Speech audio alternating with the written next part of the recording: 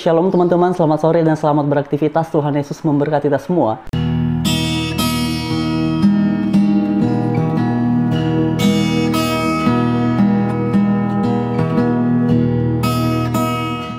Dan dalam segmen ini kita akan membahas satu topik terkait dengan Pak Ustadz Yahya Awaloni yang 1 atau 2 minggu terakhir ini menjadi bahan perbincangan di media sosial. Ya seperti kalian tahu biasanya kalau Pak Ustadz Yahya Awaloni ini berceramah, dan apalagi kalau topiknya atau kontennya itu ada kaitannya dengan iman Kristen, ya kalian tahu sendiri kalau ia berbicara tentang iman Kristen banyak sekali ucapannya yang begitu serampangan.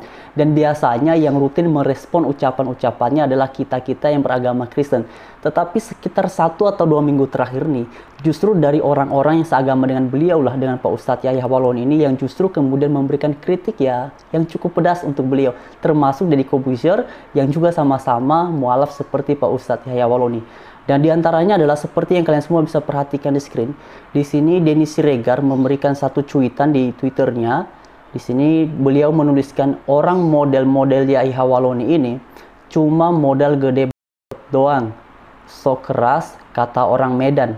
Padahal sekali kejepit, kain-kainnya kedengaran sampai ke negeri seberang. Nah teman-teman sekalian, itu adalah salah satu cuitan dari Bang Denny Siregar terkait dengan Pak Ustadz Yahya Awaloni. Selain daripada itu, seperti yang kalian semua bisa perhatikan di screen, Dewi Tanjung, Kak Dewi Tanjung atau Bu Dewi Tanjung ini juga menuliskan, Ustadz sok bela Islam guys, baru masuk Islam udah ngaku-ngaku jadi Ustadz. Akibat nggak laku jadi pendeta, akhirnya berubah haluan jadi Ustadz hanya demi numpang cari makan dan uang di agama Islam. Nah ini adalah komentar keras dari Kak atau Bu Dewi Tanjung terkait dengan Pak Ustadz Yahya Awaloni. Ini beliau tuliskan sebagai responnya karena Pak Ustadz Yahya Awaloni mendoakan agar Ibu Megawati cepat MATI. Nah itu teman-teman.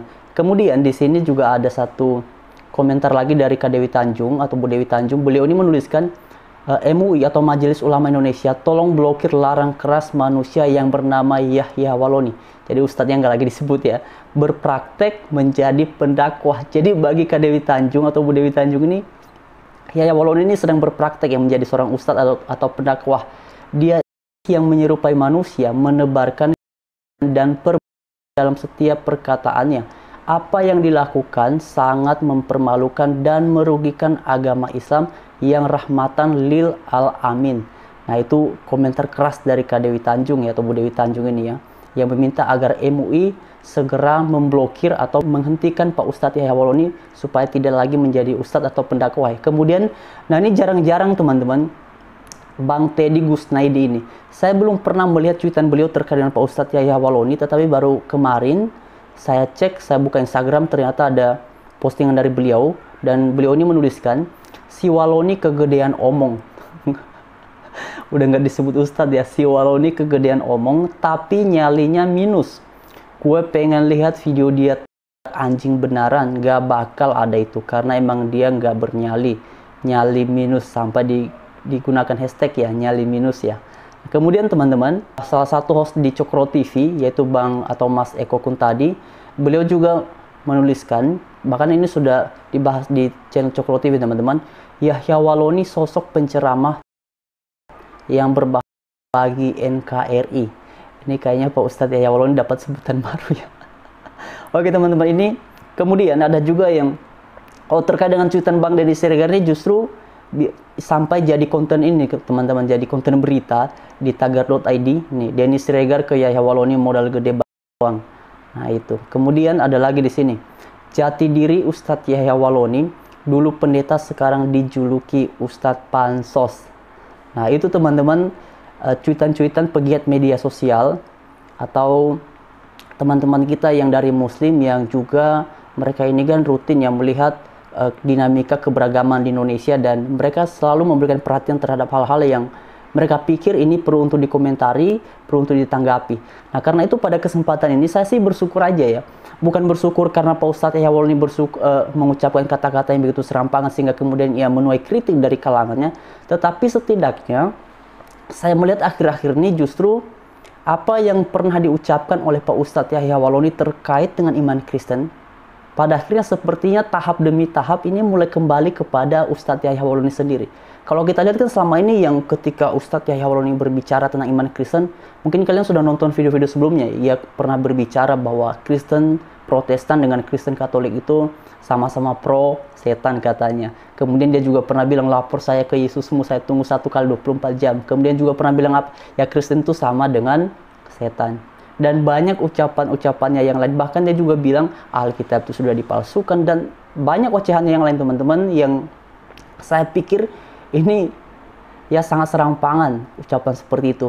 Dan saya senang sekali karena sekitar 1 atau 2 minggu terakhir ini justru beliau kemudian mendapatkan kritik yang mana kritik ini bukan berasal dari agama Kristen, tapi yang dari orang-orang yang seagama dengan beliau, yang merasa seperti yang disampaikan oleh Dewi Tanjung tadi dan meminta kepada Majelis Ulama Indonesia agar memblokir Pak Ustadz Yahya Waloni karena dinilai merugikan agama Islam yang rahmatan lil alamin. Oke teman-teman, jadi karena itu mungkin ada dari teman-teman yang juga kadang-kala menuliskan di kolom komentar ya dan mengatakan gak usah lah lagi bahas si Waloni ini, gak usah.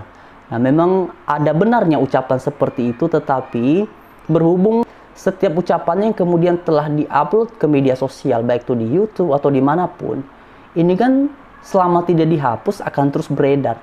Nah untuk kemudian memberikan penyeimbangan peredaran informasi, maka tentu saja kita harus punya minat, harus rajin untuk memberikan tanggapan agar kemudian setiap orang yang mungkin pernah percaya dengan apa yang disampaikan oleh beliau, ya setidaknya mendapatkan informasi terbaru sebagai bentuk ya bisa dalam berupa klarifikasi, sehingga orang yang pernah percaya ya kemudian menjadi tahu, oh ternyata tidak seperti ini. Ya bagi saya sih kalau mereka percaya dengan apa yang disampaikannya kan sah saja, silahkan. Tetapi kan ketika beliau, apalagi ketika itu ada hubungannya dengan iman Kristen, ya tentu saja kita punya akses, punya hak untuk memberikan respon.